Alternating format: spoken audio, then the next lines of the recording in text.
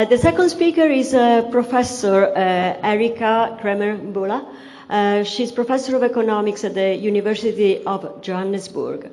She has studied in the UK, she has held a number of roles, but her research is very, very interesting. It's about innovation systems and inclusive development. And she's going to talk about twin transitions in the context of developing countries from an African perspective, which I think is going to give important insights to discussions that we have had in the last couple of days.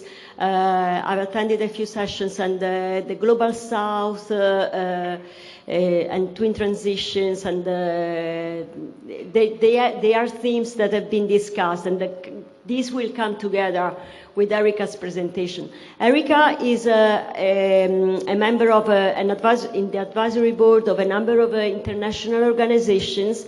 She is the president of Globelics, and she has an important role in pushing the agenda of green innovation and development. So I now leave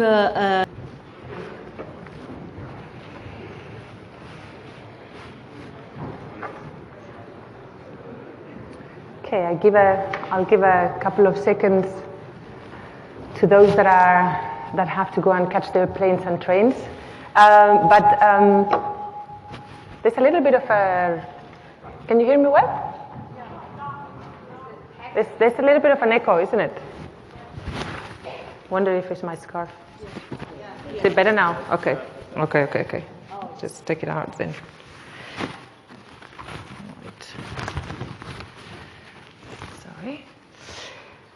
Okay, so good afternoon, everyone. It's really a pleasure to be here. I've learned a lot over the course of this week. I've really enjoyed the keynotes and the paper presentations, the depth of the discussions. It's been really amazing. It's been my first engagement with this community, and definitely will not be last. And I really want to congratulate the organizers for making a brilliantly put together event. So thanks for that. There is an advantage and a disadvantage in being the last speaker. Obviously, the disadvantage is that many things have been said, often very eloquently by other speakers before. So I'll try and be quick in those points that have been made. But the advantage for me is that it's really helped me understand the nature of the discussions and perhaps frame this topic that I want to talk about a little bit more focused and highlighting the issues that I have heard less about. So I'm going to sort of bring up the perspective from Africa in particular in this discussion, which is where I live, which is where I work, and the place that I know best. I will talk about the twin transition, a concept that has been gaining prominence in recent years, in the next 30 minutes or so, and I will try and discuss a little bit the complexities of these twin tides, highlighting the importance of context in leveraging these transitions for sustainable development. We call them, or I will call them, twin tides, but being very mindful that they are not forces that naturally travel together, and that we use this term rather to illustrate the potential of aligning these rising forces that are currently shaping our world. So it's more of an aspiration rather than a natural reality. One of the points is that these two forces can be aligned for greater impact, and that looking at it from a different perspective, to which is the general narrative, and also from where the concept originated, which is mainly in the context of Europe, is quite important and can help us sort of look at this more critically. So I'll move quickly into the presentation, and this is the part where I can go very quick because many others have already explained the urgency and the relevance of addressing climate change, which is one of the most pressing challenges facing our world today. It's very clear that we need rapid action. and that we need to try and mitigate the escalating effects. And there's a lot of evidence that has been presented. So luckily I could cut those slides out of my presentation. The window to phase out fossil fuels is narrowing down, which means that there's not much time, and if we don't take bold action, all the graphs and figures that I've seen presented by others show that if we don't take bold action in the next 10 years or so, it's quite unlikely that we'll spare ourselves from the rather catastrophic effects in our natural environment. This is leading a narrative. This is leading a narrative that is leading to a global consensus that we need decarbonization. Actually, not only decarbonization, but also was raised in some of the discussions that we also need. It's the focus on both decarbonization and adaptation and mitigation together. And many countries, probably I'm not sure if you can read that, but many countries have made significant commitments and progress in the way in which they have addressing their commitment to a net zero approach to development. But there are many differences. In some countries it's just vaguely mentioned in some of their policy documents, in others there's a strategic document, in other ones there's rules and regulations around that. So there are quite a lot of differences in the way in which countries are dealing with this. We know that the great majority of greenhouse emissions is coming from burning fossil fuels for electricity, transport, and heat. So therefore, we know that fossil fuel resources are incompatible with limiting warming below 1.0.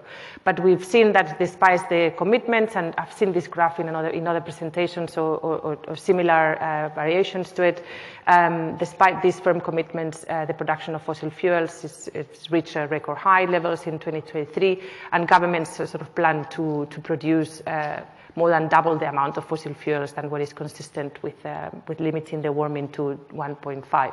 This is a clear example of not walking the talk.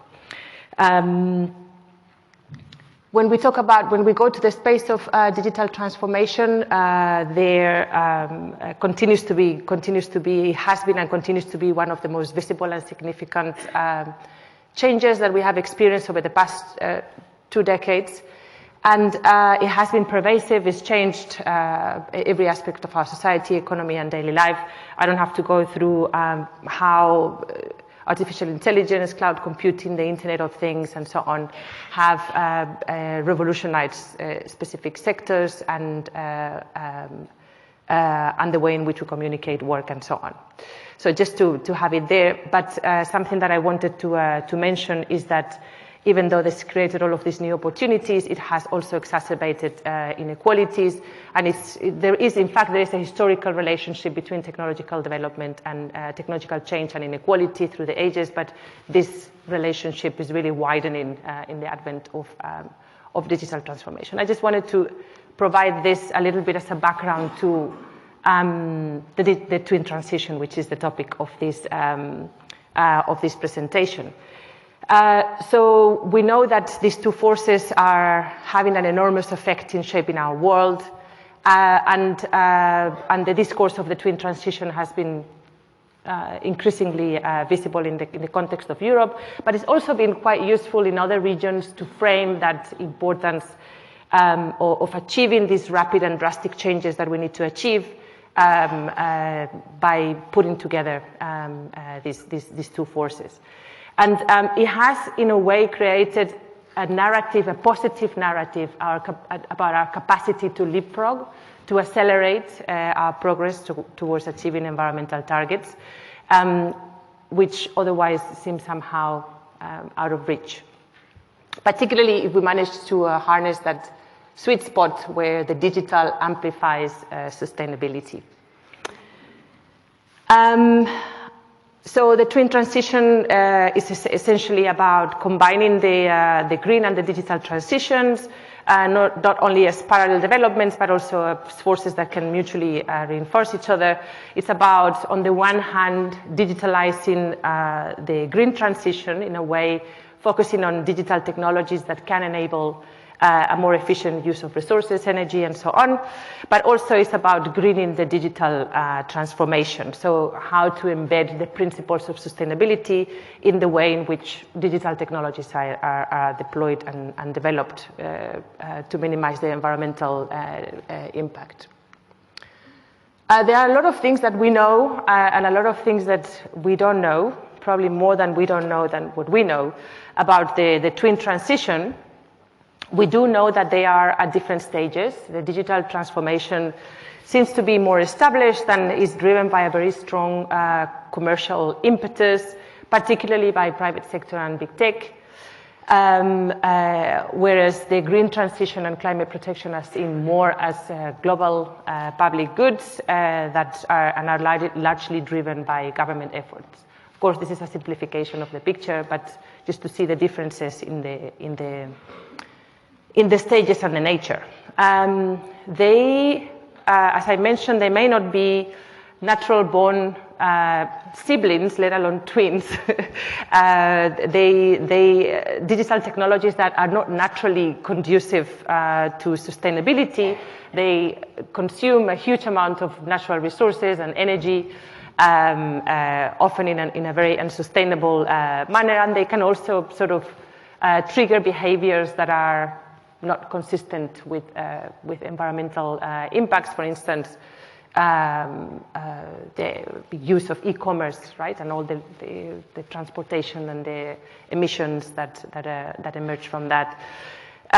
So is the implementation of the digital technologies themselves, but also the behaviors that may emerge from utilizing digital technologies, which may not be conducive to sustainable development. And then, on the other hand, sustainable approaches have often been more conventionally reliant on this sort of traditional, indigenous, non-digital techniques, right? So they're not naturally kind of born together or in the same, aligned. And their compatibility and connection needs to be deliberately established and also translated into action. So this idea of the twin transition as something that is natural, I think, needs to be revisited, and the deliberateness and the translation into action needs to come to the front. There are many things that we don't know about this twin transition, and particularly what is the relationship in practice of these two forces. How can innovation in these two realms reinforce each other? What are the strategic approaches that one can adopt in different development scenarios?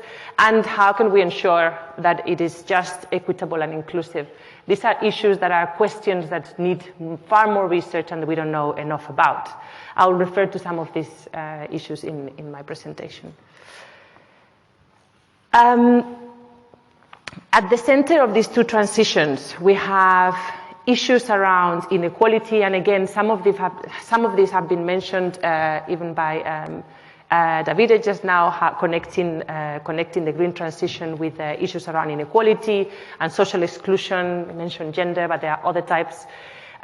Issues around power concentration, particularly corporate power concentration around big corporations.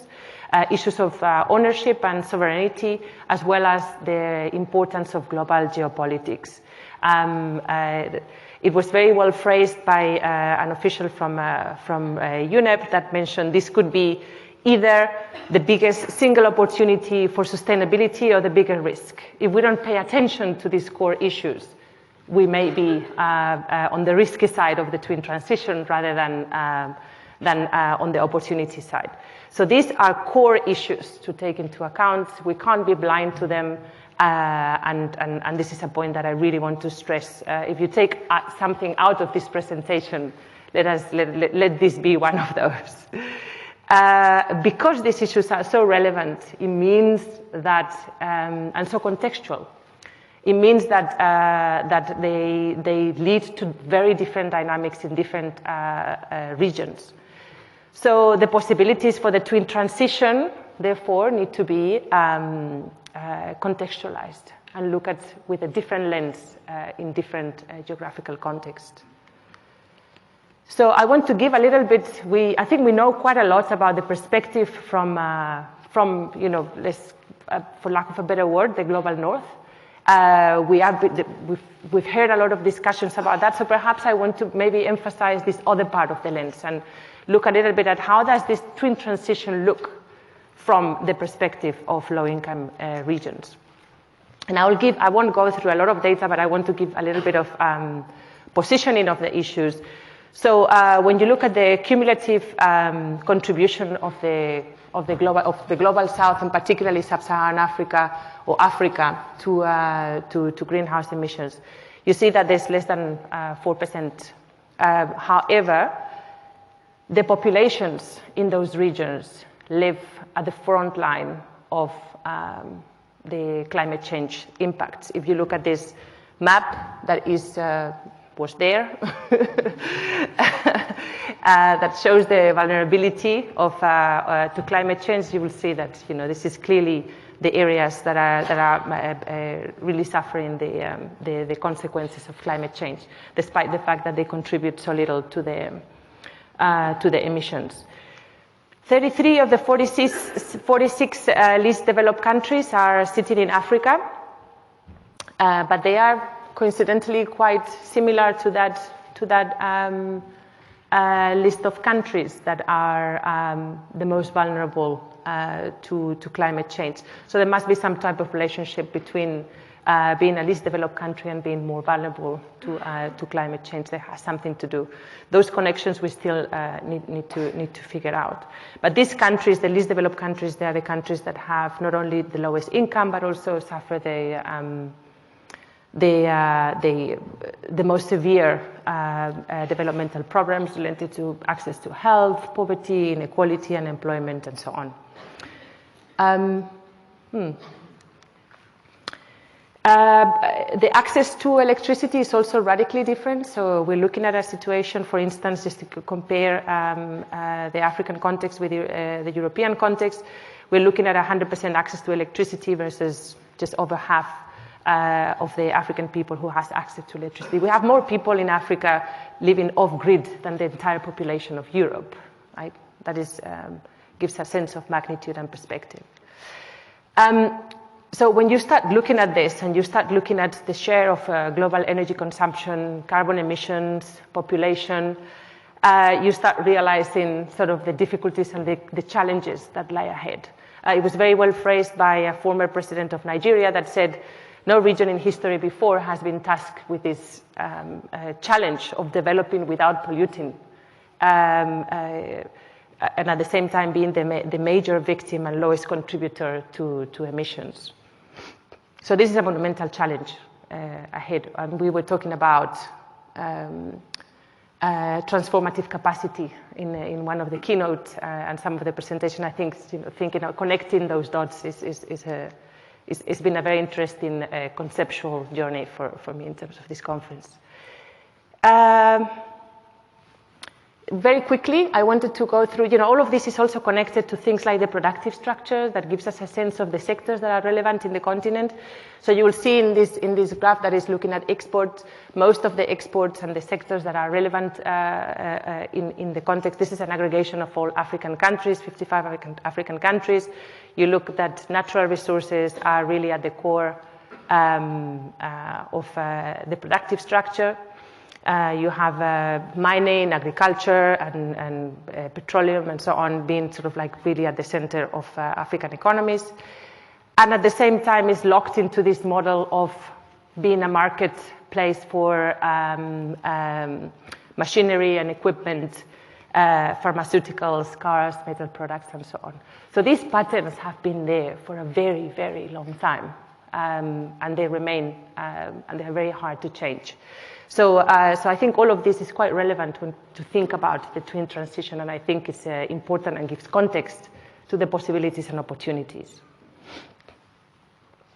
So The twin transition looks very different from the context of Africa.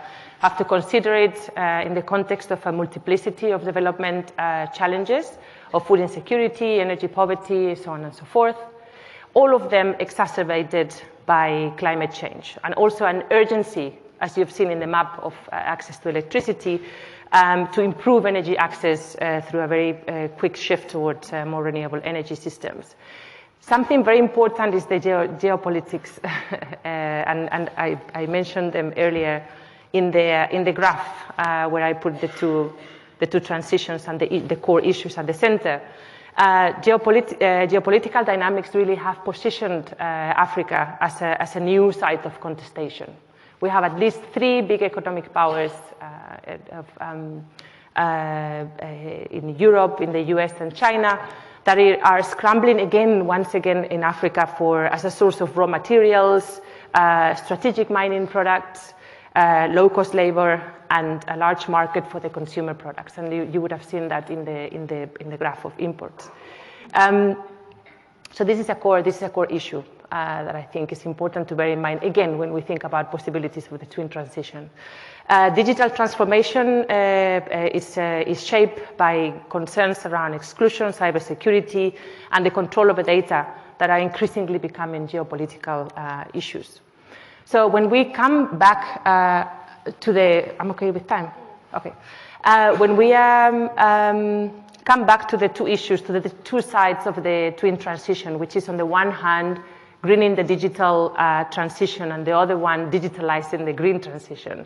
It looks quite different when we start considering these particularities of the continent. So in the context of greening the digital transition, making the digital transition more aligned with the environmental objectives, we know that the production of data is high energy consuming, that we are escalating our production of data. Actually, I read a report that indicated that 90% of all data that is stored has been produced in the past 2 years. And by 2025, which is just around the corner, the global electricity consumption will be taken up by data, about 14% of the emissions. This is quite significant, right? So greening the digital transition is not a small task. But in that whole picture, Africa only has 1% of the world's data centers. But there's a lot of estimation of new investment and new data centers that will be created. So when we look at it from a global perspective, and global, I'm adding everything there. So this is obviously an oversimplification, but then you have, I wanted to compare global with Africa. You see that when you look at the global agenda, that may be more around how to make these data centers more, it's more about cleaning up in a way, right? And how to make these data centers maybe more renewable energy powered, reuse of materials, and more data sharing across institutions. In the context of Africa, we may have to think about, greening the digital transition, maybe more about how do we embed innovation in these new investments that are coming in through green digitalization projects, and leapfrogging, not only in the design of new data centers, but also in the adoption of cutting-edge technologies that can support that process. Very importantly, paying attention to the issues around data sovereignty and an increase of reliance come really to the fore. When we look at the other side of digitalizing the green transition, very similar story. There are many layers, and I won't go through all of them, of what digitalizing the green transition is, but it involves things like data-driven approaches to climate change, improving energy efficiency, digitalizing the green economy, so on and so forth, and increasing the renewables in the energy mix, which is leading to an agenda globally that is about optimization, smart grids, digital tools for monitoring, etc. When you look at the context of Africa, digitalizing the green economy may take perhaps a different set of priorities. We may be looking at digitalizing agriculture and food systems, with all its pros and cons, and I will talk a little bit about that in my next slide. We may be thinking about sustainable mining practices of critical minerals and rare earth elements. We may be thinking about developing local manufacturing capacities for renewable energy technologies and digital tech. We may be thinking about digitalizing the very large informal economy. 80% of all employment in the continent is informal. So we cannot ignore the dynamics that are happening in such a large segment of Africa's productive and social system. So as two examples, and I hope I still have a few minutes, I want to talk about an example of digitalization of smallholder farming, and then I'll talk a little bit about green jobs, as Davide has mentioned, but from another point, from an African perspective. So when we talk about digitalization of small farming, so there's been a whole narrative about access to free information, efficient resource management, and so on, very useful to improve productivity and efficiency of smallholder farmers in Africa. It's like we see this very often, these images of what the future of farming needs to look like in the context of Africa. Very important and and it's almost inevitable that we will move into that direction, but being very mindful of the risks involved. As I mentioned, that central column of inequality, concentration of power, and exclusion is very, very important to bear in mind, that side of the story. There's a growing concentration of agri-tech. There's about 4 or 5 companies that control over all of the commercial seeds, pesticides, Right? There's a big concentration in agri-tech. At the same time, there's a big concentration in data giants and tech giants. And this combination of concentrated power is serving to a large extent this digitalization of smallholder farming in a way that is leading to digital farming, the collection of the data to push products, insurance, creditworthiness, and so on and so forth. Let's be mindful of those dynamics to make sure that the digitalization of this side of the green economy doesn't lead to further exclusion. In Johannesburg, the city where I live, there's like thousands of informal waste collectors that daily push tons and tons of waste materials for about 20 kilometers per day. And they play a very, very central role in the whole recycling of waste in the African continent and in developing countries in general. They have very strong connections with the global, with the formal recycling chain, but I won't go into that. And many of them are starting to use digital technologies. They are starting to, there's a growing set of apps that are helping informal waste collectors to sort out materials, to find markets, and to be more efficient in their activities. But what is happening is that there's a persistent digital divide in the continent that can exacerbate inequalities among the poorest. These are very positive stories, but let's be mindful of the inequalities that may be generated in a context where there is a huge digital divide, where only 30% of the population has access to broadband, where there are gender gaps, when there is a lack of digital services, particularly in remote and poorer areas. So